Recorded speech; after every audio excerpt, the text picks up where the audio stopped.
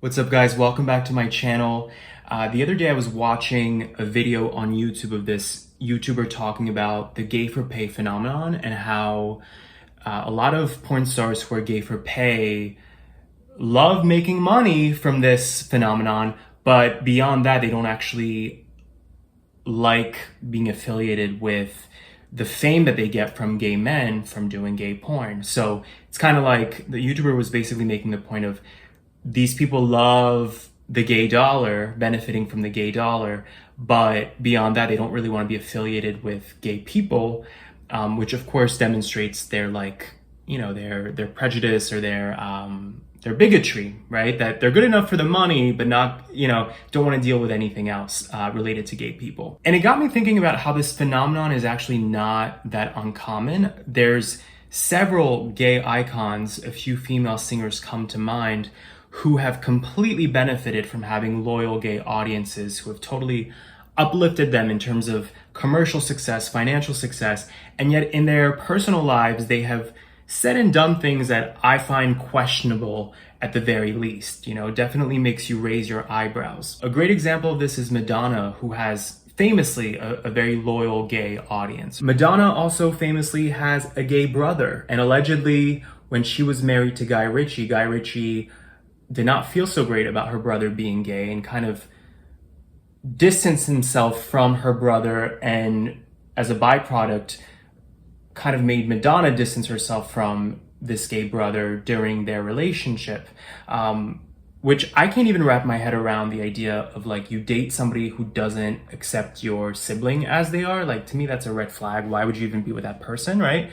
But then the fact that you consider this is somebody who her whole career has been surrounded by gay people in the music business, in entertainment, on top of famously having so many gay fans. Another great example is Cher. Cher has a trans son, and Cher's son is the first to say that Cher had a difficult time accepting it. By the way, I've actually found that her son, Chaz, speaks about this super eloquently and respectfully in explaining that, yeah, people are very gay friendly and will, I'm a gay ally and all that stuff. But when it hits home, when it's in the personal family unit, suddenly they feel differently because then it's personal. It's hypocritical. And it goes to show you that these people aren't truly allies. But there's one example that really sticks out to me with this phenomenon that I'm bringing up, which is Bette Midler, because it was literally live on TV that she was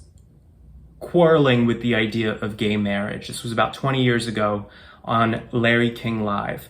And with the other examples I just shared, right, Cher, Madonna, you could claim it's a he said, she said, hearsay thing. There's two sides to every story, which is fair.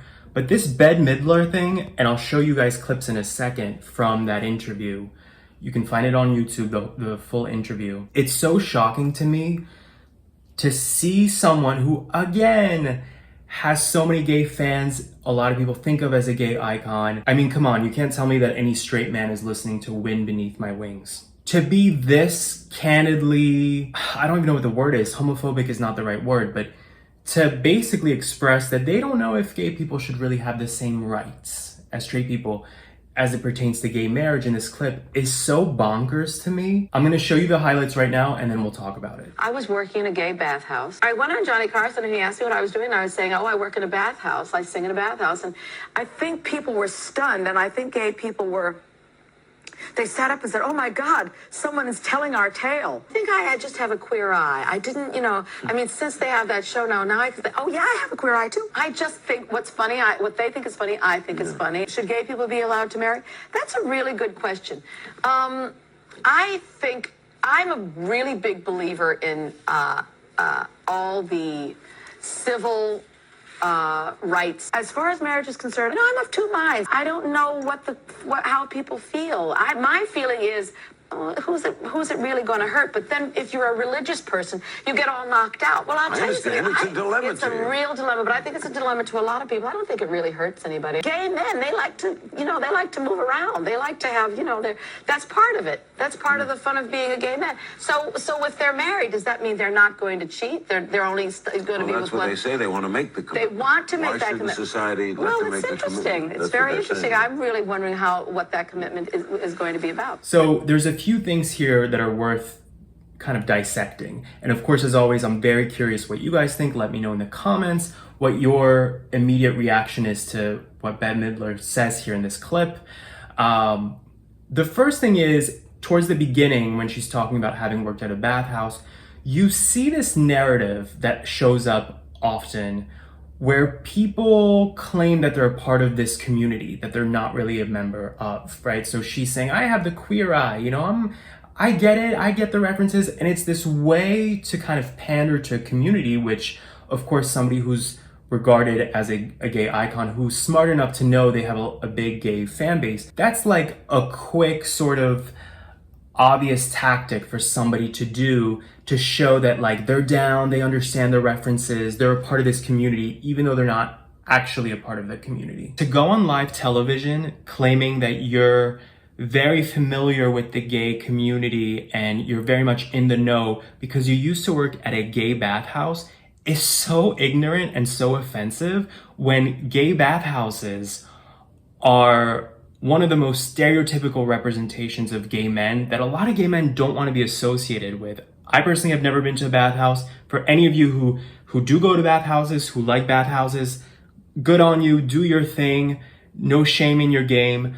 But I can't even fathom somebody who's not gay going on national television, bringing that up to imply that they've been around so many gay men that they know how gay men operate, and linking that to the idea of, well, then gay marriage just doesn't make sense because I saw how promiscuous gay men can be. Gay bathhouses are literally a place intended for promiscuous sex, for orgy sex. To link that experience to then the rights of an entire group of people is so crazy and so ignorant. Gay people watching this, please stop supporting people like this who claim to support you, claim to be your ally, who are very vocal about that, and yet spout ignorant nonsense like this. And I know this clip is old. The clip is over 20 years old now. But there are other public figures like this today who, I think it's called queer baiting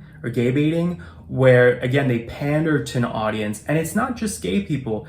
There are public figures who do this with Black America, with Latin America, right? So it happens in several communities, but it really bothers me. It almost feels like a politician just trying to get extra votes, and they'll do anything, slither like a snake and lie to get the support ultimately that they want so that they can get ahead, even if it means, pushing everybody backwards. Let me know in the comments what you think. Very curious what you have to say.